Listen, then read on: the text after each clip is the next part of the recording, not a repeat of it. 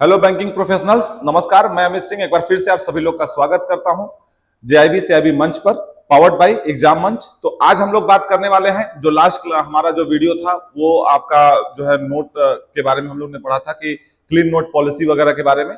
आज उसी से रिलेटेड एक टॉपिक और हम लोग डिस्कस कर रहे हैं, जो है नोट रिफंड रूल के बारे में। ठीक है, तो चलिए बिना किसी भूमिका के शुरू करते हैं आज का सेशन। आज के सेशन में हम लोग बात करने वाले हैं नोट रिफंड रूल 2009 के बारे में, जिसमें अलग अलग नोट के एक्सचेंज को लेकर हम लोग डिस्कस करेंगे। तो सबसे पहले मैंने उस दिन आप लोग को बैड नोट की कुछ कैटेगरीज बताए थे, उस बैड नोट की कैटेगरीज को आप जरूर देखिएगा।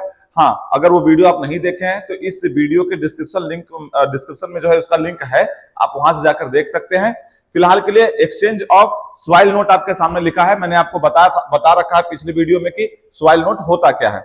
स्वाइल नोट में हम लोगों ने बात किया था कि ऐसा कोई भी नोट जो पुराना हो चुका हो, चलते चलते पुराना हो चुका हो, या थोड़ा मोड़ा कट फट गया हो, गंदा मटमैला हो चुका हो, या अधिकतम 2 टुकड़ों में फट गया हो, या लेकिन नोट का कोई भी हिस्सा गायब न हुआ हो, ऐसे नोट को ही स्वाइल नोट कहते हैं। तो हम लोग पहले उसी नोट के एक्सचेंज को लेकर यहां डिस्कशन करने वाले हैं। ठीक है, अगर आप देखें तो यहाँ पे कुछ नंबर्स लिखे हुए हैं, यानी कि 2 तरह के क्लासिफिकेशंस हैं। एक है स्मॉल नंबर का क्लासिफिकेशन और एक है बल्क नंबर का क्लासिफिकेशन।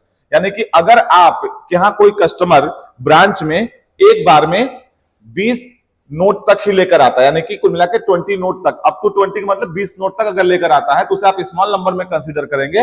और अगर 20 से ऊपर नोट लेकर आता है तो उसे आप जो है बल्क नंबर में कंसीडर करेंगे। ठीक है, लेकिन अगर आप वैल्यू की बात कर ले तो उसकी वैल्यू 5,000 रुपए से ज्यादा नहीं होना चाहिए। तो नंबर ऑफ नोट कम से कम अधिक से अधिक 20 हो और वैल्यू में अधिक से अधिक 5,000। वहीं पर अगर हम बात करें बल्क नंबर में कब होगा, जब या तो नंबर ऑफ नोट 20 लेकर आया हो वो कस्टमर, या सॉरी 20 से ज्यादा लेकर आया हो, या फिर आप कह सकते हैं कि वैल्यू में 5,000 से ज्यादा लेकर आया हो। जैसे एक एग्जांपल से समझिए, मान लीजिए कोई कस्टमर है जिसने जो है कुल मिलाकर 20 नंबर ऑफ नोट कैरी किया है और एक नोट की वैल्यू उसमें 500 रुपए का है। तो इस लिहाज से वो देखा जाए तो अब 10,000 रुपया लेकर चल रहा है ना। अब अगर इस हिसाब से हम बात करें तो वो बंदा नंबर ऑफ नोट में तो स्मॉल नंबर में आया, लेकिन वैल्यू में देखना है तो किस में आ जाएगा, बल्क में। तो इन दोनों के एग्जॉस्ट में से किसी को भी एग्जॉस्ट नहीं करना। अगर कोई भी लिमिट एग्जॉस्ट हुआ तो बल्क नंबर में चला जाएगा, तो वो 5,000 की वजह से बल्क नंबर में कंसीडर किया जाएगा। अब अगर मान लेते हैं कि वही बंदा अगर 25 नोट कैरी कर रहा है, लेकिन वैल्यू जो है नोट का एक का 10 रुपया है, तो इस हिसाब से तो 250 रुपया ही लेकर आया है, लेकिन नंबर ऑफ नोट की वजह से वो बल्क में चला जाएगा।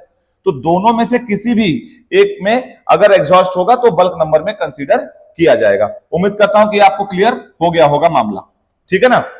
हाँ, एक बात जरूर ध्यान रखिएगा कि किसी भी तरह का डिस्काउंट अप्लीकेबल नहीं है। मतलब कि स्वाइल्ड नोट अगर कोई कस्टमर लेकर ब्रांच में पहुंचता है तो आप किसी भी तरह से उस पर बट्टा या डिस्काउंट नहीं काटेंगे, उसको 100% वैल्यू पे करेंगे। ठीक है ना। तो स्मॉल और बल्क नंबर आपको ध्यान हो गया होगा। बात करते हैं इसके आगे। तो देखिए, इसके आगे अगर हम बात करें तो अगर स्मॉल नंबर में कोई लेकर गया, यानी कि नंबर ऑफ नोट में 20 नोट और वैल्यू में 5,000 रुपए तक के वैल्यू का अगर नोट वो लेके पहुंचा है कस्टमर, तो ऐसे केस में आप उसको बैंक के काउंटर पर यानी ओवर द काउंटर पेमेंट करेंगे।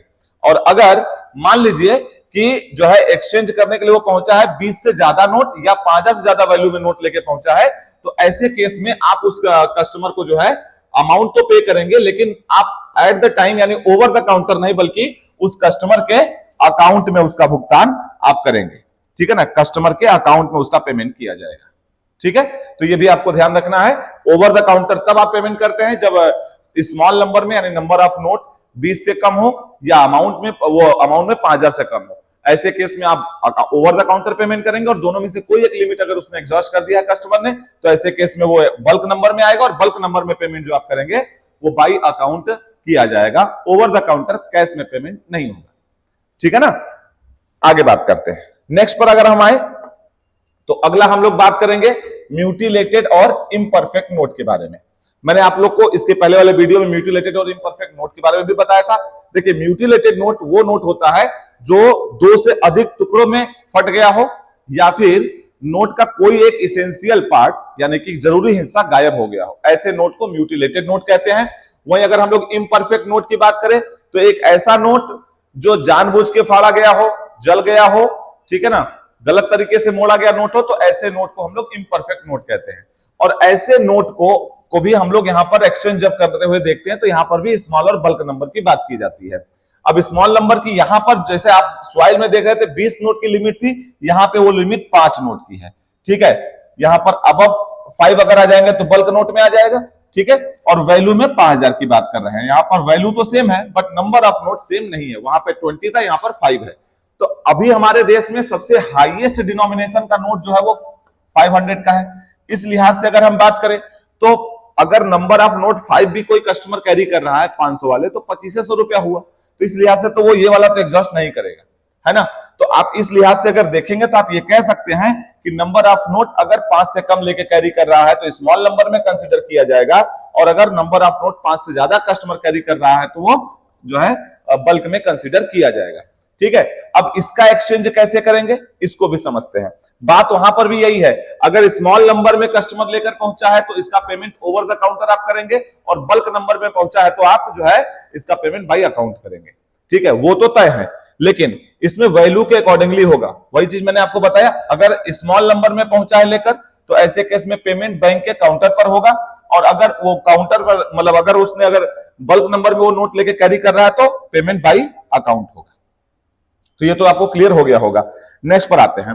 अब बात करते हैं, अच्छा इसमें कुछ चीजें आपको ध्यान में रखनी है। सबसे पहला कि अगर बाई अकाउंट पेमेंट होगा तो कब होगा, तो ध्यान रखिएगा बाई अकाउंट जो पेमेंट होगा वो जिस दिन एक्सचेंज किया गया होगा उसके 30 दिनों के अंदर करना होगा। ठीक है ना, जिस दिन एक्सचेंज करने के लिए बैंक ने एक्सेप्ट किया होगा उसके 30 दिनों के अंदर बैंक को over the account sorry by account वाला पेमेंट कस्टमर के अकाउंट में कर देना है। तो जब वो बल्क नंबर में लेके पहुंचेगा ना तो उस टाइम पे बैंक को उसका IFS कोड वगैरह अकाउंट नंबर सब रिसीव करना पड़ता, लेना पड़ता है, आप दे के जाइए आपके अकाउंट में पेमेंट हो जाएगा। ठीक है, हाँ अगर किसी भी नोट पर कुछ इस तरह की पे या पेड या रिजेक्टेड स्टैंप कुछ भी ऐसा लगा हुआ है तो फिर वो जो उसका प्रिस्क्राइब्ड ऑफिसर है ना, इसके मिसयूज को रोकने के लिए उसके मौजूदगी में ही इस तरह के नोट को जो आप कह सकते हैं कि उसका फाइनल जो है वो तय किया जाएगा। ठीक है, नेक्स्ट पर आते हैं। अगला क्या है कि ये एक्सचेंज कैसे होगा, म्यूटिलेटेड या इम्परफेक्ट नोट का एक्सचेंज जो है कैसे होगा इस पर बात करते हैं। ठीक है, तो इसमें सबसे पहले आपको क्या ध्यान रखना है कि नोट का एक्सचेंज तब की बात हम कर रहे हैं जब 50 रुपए से कम वैल्यू का नोट, अगर कोई इम्परफेक्ट या म्यूटिलेटेड नोट ब्रांच में लेके पहुंचा है जिसकी वैल्यू 50 रुपए से कम है, तो ऐसे केस में जैसे उसमें कौन कौन से नोट आएंगे, एक देखिए आपके सामने है 1 रुपए वाला नोट, उसके बाद आपके सामने 2 रुपए का, 5 रुपए का, 10 रुपए का, और 10 रुपए का नया वाला नोट भी आपको मिलेगा। उसके बाद 20 रुपए का और 20 रुपए का नया वाला नोट भी मिलेगा। ये सब नोट के साइज हैं, लेंथ और विड्थ के हिसाब से अगर आप देखें तो आप अगर इसको चाहें तो आप इसको मिलीमीटर में भी चेंज कर सकते हैं, ये सेंटीमीटर में है। जैसे अगर 10 रुपए के नोट की आप बात करें तो 10 रुपए का नया वाला नोट जो होता है सेंटीमीटर में तो 12.3 सेंटीमीटर इसकी लेंथ है, वैसे आप देखेंगे तो 123 यानी 123 mm हो जाएगा, मिलीमीटर में ये पॉइंट हट जाएगा। ठीक है ना, वैसे इधर भी हट जाएगा। खैर पेमेंट की अगर बात करें तो देखिए 50 रुपए के नोट में जो पेमेंट है वो 100% होता है, ये ध्यान रखना है आपको। 100% आप पेमेंट करेंगे 50 रुपए से कम वैल्यू के नोट में, और जो आपके सामने लिखा हुआ 1, 2, 5, 10, 10 का नया वाला, 20 और 20 का नया वाला, तो ये सारे नोट अगर कोई बैंक के पास कोई कस्टमर इनमें से कोई भी नोट लेके आया है म्यूटिलेटेड या इम्परफेक्ट कैटेगरी का लेके आया है, ठीक है, तो उसका जब आप एक्सचेंज करेंगे तो एक्सचेंज में आप 100% वैल्यू पे करेंगे। लेकिन देखना क्या है, देखना यह है कि उस पर्सन के द्वारा नोट का कितना परसेंट साइज या हिस्सा आपको दिया जा रहा है। तो नोट का एटलीस्ट 50% हिस्सा तो वो दे ही रहा हो, तभी आप एक्सचेंज करेंगे, जो कि मैंने एग्जैक्टली लिख रखा है जो आपके सामने है। तो आप मोटे मोटे तौर पे 50% का हिस्सा याद रखेंगे कि 50% हिस्सा कम से कम कस्टमर को देना ही पड़ेगा, तभी नोट एक्सचेंज होगा। उससे कम साइज में अगर वो दे रहा है तो नोट एक्सचेंज नहीं होगा। जो बैंक के द्वारा आपकी स्केलिंग की गई होगी नोट की, उसके अकॉर्डिंगली मैं बात कर रहा हूं। ठीक है, जो लोग करेंसी चेस्ट के ब्रांचेस में काम करते हो इस बात को और इजीली समझ रहे होंगे, वहां स्केलिंग ऑलरेडी ये होता है। ठीक है, क्योंकि ब्रांचेस तो इन सब चीजों को करेंसी चेस्ट में भेज देता है। अब उसके बाद जो ब्रांच से पहुंच रहा है इस तरह का नोट जो है करेंसी चेस्ट में, तो वो लोग इसको उसी हिसाब से स्केलिंग करते हैं। तो खैर 50% कम से कम नोट का साइज होना चाहिए, तभी वो नोट एक्सचेंज होगा। वैल्यू 100% आप पे करेंगे अगर उस नोट की वैल्यू 50 रुपए से कम हुई तो। ठीक है ना, अगर हम आगे बात करें इसी में कि अगर वैल्यू 50 रुपए से ज्यादा हो गई तो तो 50 रुपया या उससे ऊपर के वैल्यू वाले जो नोट है उनका एक्सचेंज कैसे होगा, तो उसमें दो तरह की वैल्यू है, 50% वैल्यू भी है, यानी कि सॉरी फुल पेमेंट का वैल्यू भी है, और 50% यानी हाफ वैल्यू का पेमेंट भी है। अब कब होगा, अगर मान लीजिए कोई व्यक्ति 50 रुपए का पुराना वाला नोट या नया वाला नोट, 100 रुपए का पुराना वाला या नया वाला, 200 रुपए का, 200 में तो पुराना वाला है ही नहीं, 500 में भी पुराना वाला है ही नहीं, और 2000 का, इसमें भी पुराना कोई मतलब है नहीं, तो इनमें से कोई वैल्यू का नोट अगर आप तक आता है, आप उसे एक्सचेंज करेंगे, म्यूटिलेटेड या इम्परफेक्ट कैटेगरी का है, तो आप उसको हाफ पेमेंट कब करेंगे, जब वो व्यक्ति 40% से लेकर 80% के बीच में नोट का साइज आपको दे रहा होगा। ठीक है, 40 से 80 के बीच में वैल्यू दे रहा होगा तो आप उसको हाफ पेमेंट करेंगे, और अगर जितने का नोट होगा उसका हाफ पेमेंट, जैसे मान लीजिए कि 40 से 80% के साइज में 100 रुपए का नोट दे रहा है तो आप उसे 50 रुपए पेमेंट करेंगे, और अगर वो व्यक्ति 80% से ज्यादा दे रहा है तो ऐसे केस में आप उसको फुल पेमेंट करेंगे। ठीक है, यानी एक बात और भी इनडायरेक्टली आप कह सकते हैं कि 40% से कम साइज का अगर नोट दिया जा रहा है इनमें से कोई भी वैल्यू का, तो आप उसे कोई भी अमाउंट पेमेंट नहीं करेंगे। ठीक है, यह है आपका एक्सचेंज रूल म्यूटिलेटेड और इम्परफेक्ट नोट का। मैंने दोनों बताया, 50 रुपए से कम वैल्यू वाला नोट का भी, और 50 रुपया और उससे ऊपर के वैल्यू के भी नोट का मैंने आपको बता दिया है। तो आपको ध्यान यही रखना है, 50 रुपए से कम वैल्यू का अगर नोट है तो 100% पेमेंट होगा, लेकिन कम से कम 50% हिस्सा देना पड़ेगा कस्टमर को। ठीक है, या उससे ज्यादा, उससे कम साइज में दे रहा है तो फिर इसका पेमेंट नहीं होगा। और हां, ये जो मैं आपको बता रहा हूं ये जोड़ कर ना हुआ हो, एक का एक नोट उतना कम से कम साइज में हो, ऐसा नहीं कई टुकड़ों को जोड़कर 50% पूरा हुआ है, तब की बात नहीं हो रही है। ठीक है ना, नेक्स्ट पर आते हैं। अगर हम आगे बात करें तो कुछ दो पॉइंट आपको और ध्यान रखना है, जैसे कि आपको अपने नोटिस बोर्ड पर क्या डिस्प्ले करना है। तो एक बैंक के नोटिस बोर्ड पर डिस्प्ले क्या क्या होना चाहिए कि स्वाइल नोट, म्यूटिलेटेड नोट और ये क्वाइंस, सब कुछ यहां पर एक्सेप्ट और एक्सचेंज होता है। आरबीआई के गाइडलाइन के मुताबिक आपके नोटिस बोर्ड पर यह डिस्प्ले होना ही चाहिए, यानी एक नोटिस बोर्ड पर यह लगा होना चाहिए, लिखा होना चाहिए नियमों के मुताबिक।